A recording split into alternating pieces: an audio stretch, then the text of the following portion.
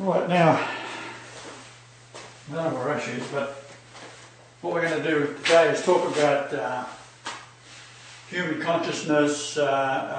Genius who come up with it years ago in 1967. The Fukushima, how to get rid of the nuclear waste, what it is, what's the alternative, which comes down to here, which is thorium, what a thorium reactor is, a thorium powered car, and then right down below there I'll show you a magnetic motor. So I'll just call Ash and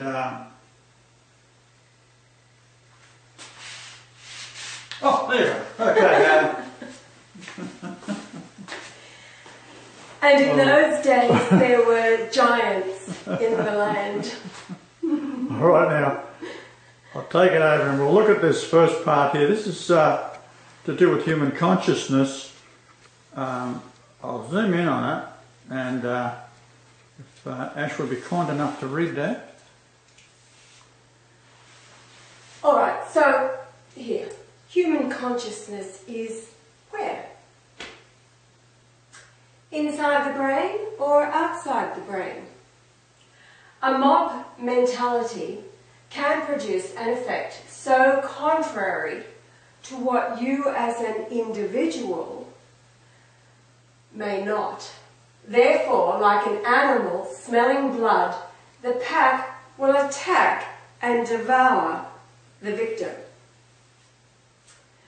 Churches, when huge numbers are thinking the thoughts suggested by the puppeteer in the pulpit, becomes a collective brain without a free-thinking will, and is why Lucifer has 36,000 separate denominations all over the world, totally opposed to each other. Yet the individuals will be so indoctrinated they often will turn on a family member and disown him or her. Good example of that are the Jehovah's Witnesses. Families will shun a mother or father for simply awakening from their programmer's madness by leaving the church. Shall I tell of my own little experience? Because why I'm able to communicate to the world so well of the Christian dead is because I was part of it for 14 years. I liken it to being there as a witness. I understand well that mob mentality. You've all witnessed the likes of Benny Hinn and all the other devils out there who are conning, fleecing the sheep. All of those people are there, and they are, it's called necromancy as a matter of fact, and they're all creating the quantum within their thousands of them gathered, worshipping God. And so the likes of Benny Hinn says, Jesus is here, he's walking in the door right now, and then you've seen him with his... Walking out the bloody door. You've seen the likes of Benny Hinn and others with their coats, etc., and waving, and everybody falls down, etc. I always wondered why I was kind of the last one standing looking around as this phenomenon. I thought I just didn't get it. Oh, absolutely. I've been in these places where this happens. And I always wondered why I didn't fall down. I must be missing something. However, I have a very good understanding of how it is that the Christian has been deceived. And so when my angels, that I was being very obedient to, wanted me out of the church, I remember it clearly, it was in 1999, a very prophetic year, the 1999, which is wisdom and truth, all knowledge, the fullness of. And I knew I had to leave the church. So how did it happen? Well, the puppeteer at the time, his name was Henry Hinn, the brother to Benny, Henry in Vancouver. Now what had happened was that two other friends of mine, Linda and Helen, the three of us decided that we just wanted to pray together as three women seeking the Lord. And so we did that for a period of weeks. What became available was an apartment. Helen managed an apartment building. An apartment was empty. She said, well, we'll meet there until it's tenanted again. So it turned out to be 6 weeks. So every other day, just the three of us gathered and we were just praying. So when Henry, the puppeteer, heard about this in front of all the congregation, he called us witches. He's a fine Jewish lad, you know. Oh, totally, yeah. Well, anyway, is right. what was really funny was I wasn't there that day because I decided I didn't need to go to church because, you know, we'd been, you know, meeting all this time and, you know, literally all prayed up, whatever you like. And it's not about the temple that you go to, it's about this temple anyway. So the day he gets up and he is telling the congregation and calling us witches. Now Helen had served him faithfully for years, sacrificed her life literally for this pig and his wanton way. Anyway, so from the pulpit, Helen gets up to go to the bathroom because she had a really weak bladder and couldn't hold it anymore from being down the front and had to go to the bathroom. So as she's walking out to go to the bathroom and there's her beautiful daughter Rachel sitting in the front row, he's saying, yes, go on, leave, walk, you know, don't come back, this kind of thing. So as she walks out, she hears very clearly, shake the dust off your feet, which is a scripture given to the disciples. If they don't receive you, shake the dust off your feet. And so she went to the bathroom and walked straight out to the car and waited for Rachel, who came out crying because then she listened to what this fat, gutted pig was saying about her mother who had sacrificed her. So that's the way of it within the churches. And if you wake up to it, you do. You get ostracized, excommunicated, called all kinds of things, but it's your freedom. So I know it really well, and is why I'm able to communicate to the Christian world that you're all doomed. So What about being saved by grace? oh, saved by grace, preaching I've the never met a gospel. woman. Grace. Grace. It's amazing, I think. Well, of course, Paul, Have you which heard of dominates Amazing Amazing Grace, yeah, Amazing Grace. Anyway, getting back to the gospel of grace preached by the puppeteers in the pulpits, especially the Judeo-Christian, well, it's all Judeo-Christianity throughout the Western world. They're preaching the gospel of Paul. That Jesus, he warned, stand up Jesus, you're already standing up, but you know, okay.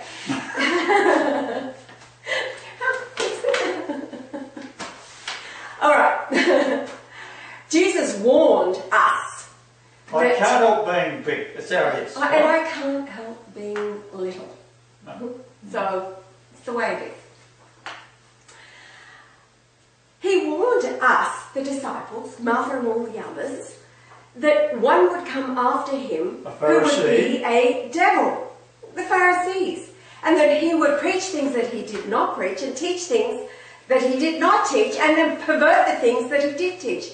That is the gospel of grace. Once saved, always saved. I'm saved by grace because Jesus did it all for me. I'm covered by the blood of the Lamb and he did it all.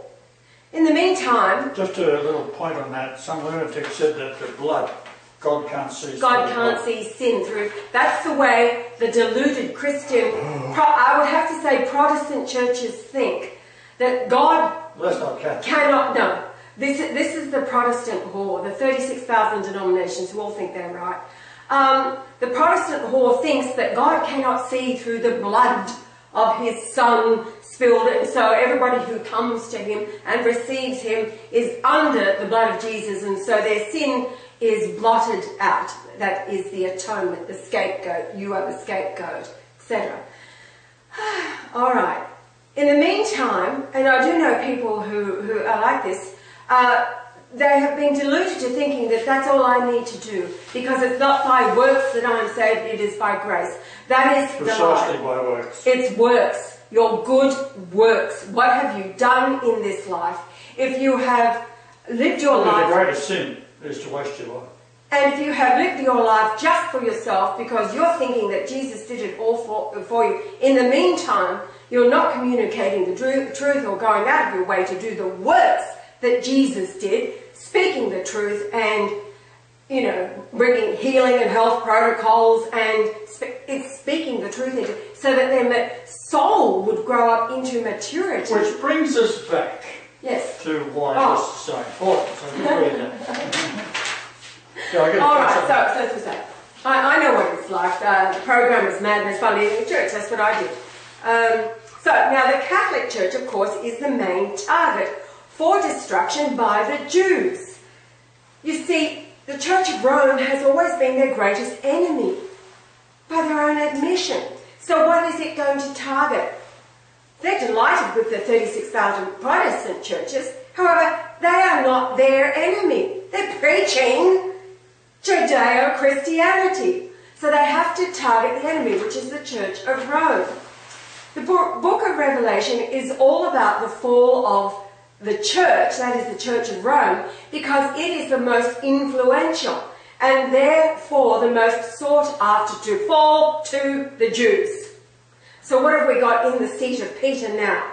Francis, the Antichrist, who has reconvened the Sanhedrin, the Jews. You can see photographs all over the internet that Francis sitting amongst a circle of Jews, all wearing their, whatever, those skull caps that they wear, having a great old time, and his best buddy is a Jew. Hello? This is what they do. They infiltrate. Well, it's a Jesuit. Jesuits are Jews. They are Jesuits. Ignatius Loyola was a Jew.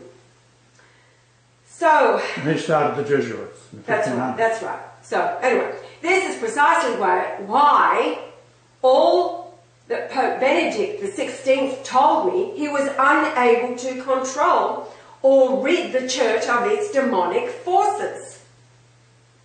Like the mass insanity of a mob, the church membrane is the false layer of behaviour caused by a slow cancer within, and therefore is the most powerful body over 1.2 billion souls, or like a body infected with the same influence from outside.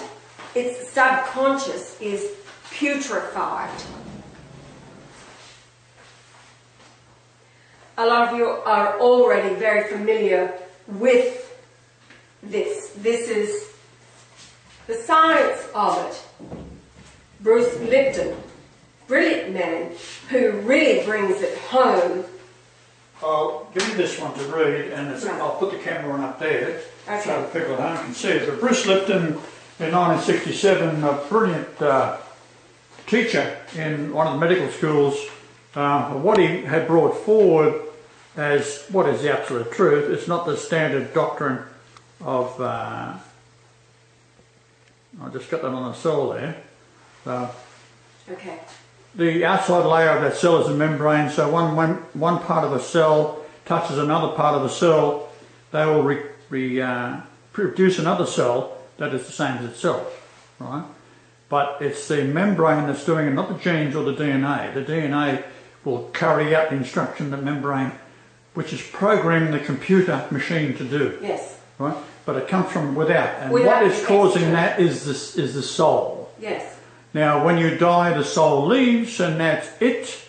Death occurs to everything in the body, and there's 1 trillion cells working at the same time. Instantly, they shut down. All right, so there's that. So, and you've said over and over, the soul is the blueprint That's right.